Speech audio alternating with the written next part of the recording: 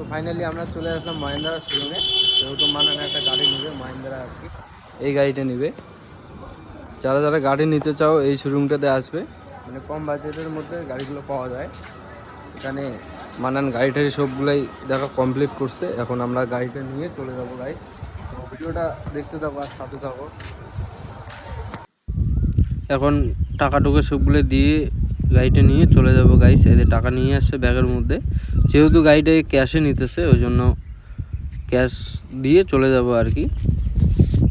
তো টাকা টুকু সবগুলো দেওয়া কমপ্লিট, এখন আমাদেরকে গাড়িটা চেক করে দিতেছে, যেহেতু নতুন গাড়ি একটু চেক করে নিতে লাগবে, চার্জ মানে হাবিজাবি আর কি।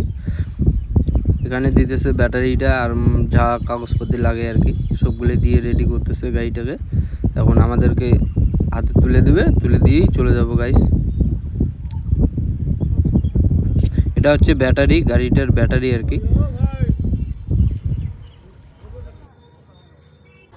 তো ফাইনালি এদের গাড়িটা নেওয়া কমপ্লিট, দাদার হাতে তুলে দিবে। ইনি হচ্ছে মালিক।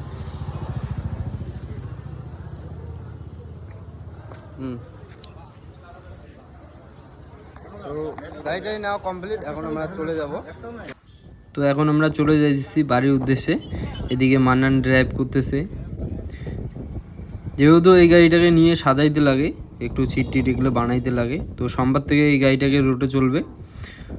তো এইদিকে আমি আর দাদা বসে আছি আর মান্নান ড্রাইভ। তো গাইস আমরা গাড়িটা নিয়ে চলে আসলাম বাড়ির এইদিকে। এখন আমরা যাইতেছি চিড়িয়াখানা, একটু জিলেবি টিলেবি নিয়ে আসবো, যেহেতু নয়া গাড়ি নিল মান্নান, একটু বাইরের লোকের জন্য একটু জিলেবি টিলেবি নিয়ে যায়, ওই জন্য আমরা যাইতেছি চিড়িয়াখানার উদ্দেশ্যে। চিড়িয়াখানা যেয়ে একটু মিষ্টি নিব। বা কিছু বক্তব্য দেবো নাকি?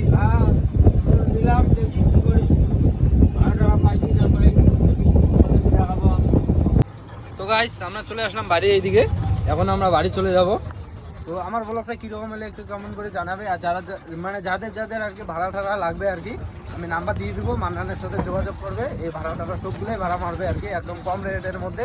যেহেতু নয়া গাড়ি নিচে এই জন্য ভাড়া ধরার জন্য কম রেটে মারবে আর কি। আমি নাম্বারটা দিয়ে দেবো আর মান্নানের সাথে যোগাযোগ করবে।